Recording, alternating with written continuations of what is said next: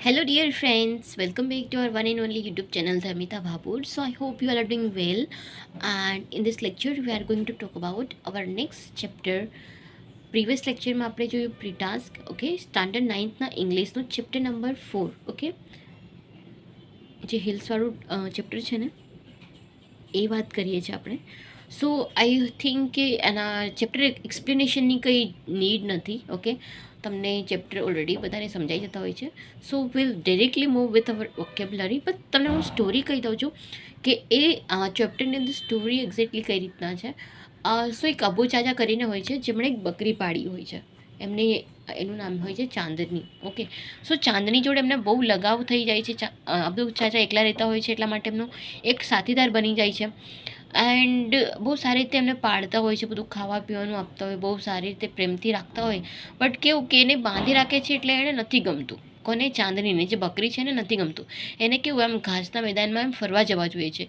એના ઘરની આસપાસ જે ટેકરીઓ અને બધી વસ્તુ આવેલું છે તો એને બધી ઈચ્છા થતી હોય છે કે ઘાસના મેદાનમાં દોડવું, ખાવું, ત્યાં રમવું, કૂદવું, એ બધી વસ્તુ. ઓકે સો એ બધી વસ્તુ એને નથી કરી શકતી બિકોઝ એને ઓલરેડી ત્યાં બાંધેલી છે એટલા માટે. અને અબુ ચાચા એટલા માટે બાંધી રાખતા હતા કે ક્યાંય જતી ના રહે એટલા માટે. સો એક દિવસ એવું આવે છે કે એને પછી બધું એને દુઃખ થવા માંડ્યું કે મને બાંધી રાખે છે આવી રીતે. પછી એને ખાવા પીવાનું બધું બંધ કરી દીધું ચાંદનીએ. એન્ડ એક દિવસ એ છોડીને જતી રહે છે. એક દિવસ એ એને રૂમમાં બાંધી દે છે અબુ ચાચા. ત્યારે એની બારી બંધ કરવાનું ભૂલી જાય છે. તો ત્યારે જ ચાંદની છે ઘર છોડીને જતી રહે છે ત્યાં ટેકરીઓ ઉપર રમવા, કૂદવા, ફરવા. ત્યાં તેને એકદમ જન્નત જેવું એને ફીલ થયું ત્યાં. ઓકે એન્ડ બીજી વસ્તુ કે પછી ત્યાં એને મજા આવવા માંડી રહેવાની, બધી વસ્તુ એને ખાવા મળ્યું, ઘાસ છે ત્યાં બધી વસ્તુ. ઓકે પણ સાંજ પડી ત્યાં એક રીંછ આવ્યું. રીંછ આવે છે અને રીંછ જોડે વરુ આવે છે. વરુ જોડે એને શું એને હાથાપાઈ થઈ જાય છે કે વરુ છે એ બકરીને ખાવા માટે જતું હોય છે એટલા માટે. ઓકે કેમ કે બકરી અને વરુની જે સાઈઝ છે વરુ મોટું હતું પણ બકરી કેવી નાનકડી હતી. સો પણ એને છેલ્લા શ્વાસ સુધી એને લડ્યું. ઓકે સો આવી રીતે એમ અબુ ચાચાની બકરી સાથેના જે લગાવ છે એ કઈ રીતે છોડીને જતી રહે છે બધી વસ્તુ અંદર મેન્શન કરેલી છે. ઓકે સો આઈ હોપ કે તમને એમ થોડી બેઝિક આઈડિયા આવી જશે કે ચેપ્ટરમાં શું કહેવા માંગેલું છે.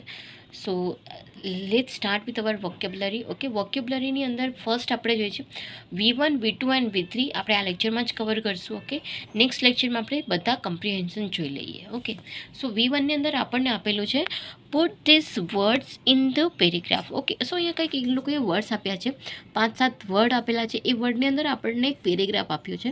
સો પેરેગ્રાફની અંદર આપણે શું કરવાના છે, એ વર્ડ જ્યાં પ્રોપર મેન્શન થતા હોય એઝ પર ધ સેન્ટેન્સ અને એવી રીતે તો આપણે એને ત્યાં મેન્શન કરવાનું છે જ્યાં ખાલી જગ્યા આપેલી છે ત્યાં. યસ સો V1 આમાં ફર્સ્ટ છે હોરાઇઝોન. ઓકે એક ક્ષિતિજ નજરથી એ ટેકરીને જોતી હોય છે એની વાત કરેલી છે. પ્રીટી એકદમ સુંદર. ડેન્જર એટલે ખતરનાક વસ્તુ. થીન એટલે પાતળું. એપેટાઇટ એટલે ભૂખ.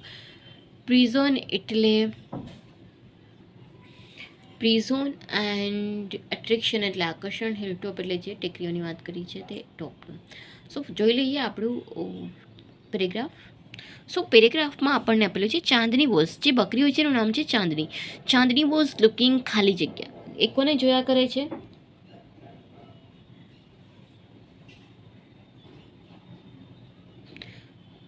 Looking pretty. Okay pretty with white fur. Okay જે વ્હાઇટ આ વાદળાઓ છે જે ટેકરીઓને અથડા કરે છે એ બધી વસ્તુ એ જોયા કરે છે. C wanted to go the hill quite unaware of the danger. કેમકે ત્યાં જેવું ડેન્જર હતું ટેકરીઓ ઉપર. ઓકે એન્ડ એઝ હર ખાલી જગ્યા ફોર ધ હિલ ગ્રો. સો શું આવશે? અટ્રેક્શન. એનું શું? એને ટેકરીઓને જોઈને ત્યાં જવાનું મન થયા કરે છે. ઓકે એનું અટ્રેક્શન વધતું જાય છે ત્યાં જવા માટે. સી લોસ્ટ ખાલી જગ્યા એન્ડ ગ્રો ખાલી જગ્યા.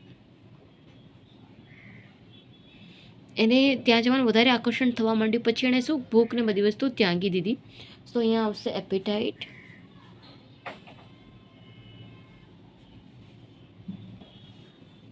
Appetite and prison. આ SJON.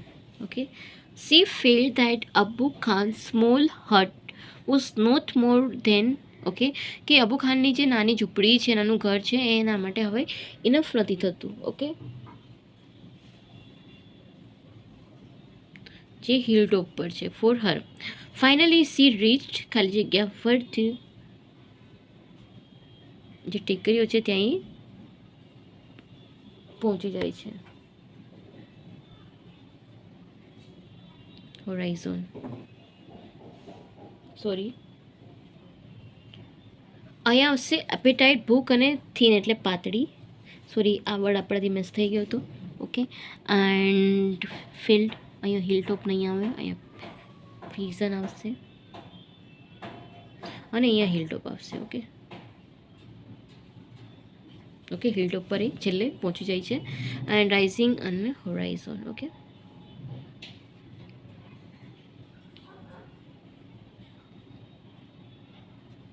Sorry, it was some silly mistake. Okay, એકવાર આપણે ભૂલી ગયા હતા, સો એના લીધે મિસ્ટેક થઈ ગઈ. બટ ઇટ્સ ઓકે, તમે આને સુધારી લેજો. આવી રીતે જ લખવાનું છે. Pretty, attraction, danger, attraction, appetite, thin, prison, hilltop and horizon. Okay, so આ તો આપણું with one. So we'll move to our next one is V2. Okay, so we'll move to our next vocabulary is V2. Okay, તો V2ની અંદર આપેલું છે frame a sentence using all the words in each group which the order of the word if necessary. Okay, અહીં આપણને એ લોકોએ કેવા અમુક વર્ડ્સ આપેલા છે, ડેઝ છે, વર્ડ્સ છે, ડેઝ છે, વર્ડ્સ છે, એ વર્ડ્સને ભેગા કરીને એક સેન્ટેન્સ બનાવવાનું છે. ઓકે, વર્ડ્સને તમે આગળ પાછળ કરી શકો ઇફ રિક્વાયર્ડ. ઓકે, સો એ છે begin and the hero and the fight. શું આવશે? The fight between the hero and the villain begin. Hero and villain. Okay, hero અને વિલેનની બંને વચ્ચે ફાઇટ શરૂ થાય છે, between. Okay, the next second one is Bhagat fight India and freedom. Bhagat Singh fight India and freedom. જે ભગતસિંહ આપણે ઇન્ડિયાના ફ્રીડમ ફાઇટર છે એની વાત કરીએ છીએ. Bhagat Singh lead the fight for the India's freedom. And the third one is Nirali T toast and show. Okay, જે બનાવવું હલાવવું એનું છે. Nirali like to soak Har toast in T. Okay, the next one is the fourth one is the sun, horizon and evening. Okay, the sun set in the horizon in the evening. જે sunset ક્યારે થાય છે? ઇવનિંગનો સમય હોય એ ટાઈમે એકદમ ક્ષિતિજ પ્રમાણે દેખાય છે. The fifth one is meadow. The cow attract fresh grass. Okay, the cow was attracted to the fresh grass in the meadow. Okay, જે જંગલના ઘાસ હોય લીલા મેદાનના એ કોને અટ્રેક્ટ કરે છે? ગાયને અટ્રેક્ટ કરે છે. સો આ તો આપણા સિમ્પલ સેન્ટેન્સ બનાવવાનું. V2 and we'll move to our next one is V3. Okay, so V3માં આપેલું છે right yes if the underline word is properly used in the sentence. If not, the correct the sentence without replacing the word. Okay, શું કરવાનું છે? અહીં અમુક વર્ડ્સની નીચે underline કરેલી છે, તો આપણે એ વર્ડ્સ પ્રોપરલી એ જગ્યાએ યુઝ થવો જોઈએ કે નહીં. અગર હા તો આપણે યસ લખવાનું છે. ઇફ ના તો આપણને નવું સેન્ટેન્સ કરેક્ટ લખવાનું છે without replacing any words. So first છે when Meera heard about her grand. Okay, so જ્યાં લાગે આપણને કે બરાબર નથી સેન્ટેન્સ, તો આપણે શું કરશું? કોઈ પણ વર્ડને ચેન્જ કર્યા વગર વાક્ય કરેક્ટ કરવાનું છે. ઓકે, સો ફર્સ્ટ આપણને જે સેન્ટેન્સ આપ્યું છે એ છે when Meera heard about her grandfather's sudden death she was in tears. Okay, જ્યારે એને કોને મીરા એના ગ્રેન્ડફાધરની ડેથ વિશે સાંભળ્યું તો કેવી રડવા લાગી. તો આ વાક્ય પ્રોપર સાચું છે. Yes. The second one is Raju got his result and found that he had failed in two subjects. He was beaming with joyful. અગર એ ફેલ થયો હોય તો એ એકદમ જોયફુલ ના હોય. ઓકે, સો આ વાક્ય થોડુંક છે. અગર આના રિલેટેડ લખવું છે તો અહીંયા ફિલ્ડને અહીંયા પાસ બતાવવું પડે. સો આપણે સુધારી દઈએ વાક્ય. Raju got his result and found that he had stood first in the class. Okay, so આવી ફર્સ્ટ આવ્યો ક્લાસની અંદર. He was beaming with the joy. Okay, આના રિલેટેડ આપણે આગળનું વાક્ય ચેન્જ કર્યું. ઓકે, સો નેક્સ્ટ છે there was a curfew in the city. Okay,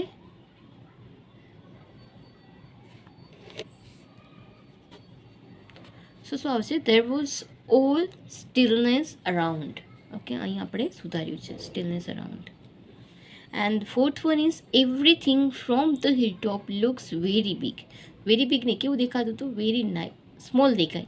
આપણે તમે એના પરથી જોવો હિલ ઉપરથી તો બધું કેવું દેખાય? નાનું દેખાય. Everything from the hill top looks very small.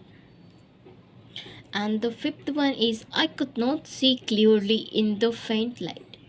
Okay, I could C મતલબ તમારે પ્રોપર એકદમ લાઇટ આવતી હોય તમારી આંખ સામે તો તમે પ્રોપર જોઈ શકો તો ના જોઈ શકીએ. આઈ કુડ નોટ આવશે. શું આવશે? Could not see clearly and faintly. Okay, proper તમારી સામે પ્રકાશ આવતો હોય તો તમે ક્લિયરલી ના જોઈ શકો. ઓકે, સો આ તો આપણું V3 આપણે પ્રોપરલી સેન્ટેન્સીસ લખ્યા અને જ્યાં પ્રોપર સાચા હતા ત્યાં યસ લખ્યું.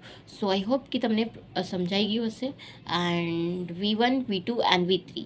So in next lecture we are talking about the comprehension. Okay, so thank you very much for watching this video. Please like, share and subscribe the channel. Thank you very much. Have a good day. Keep learning, keep watching.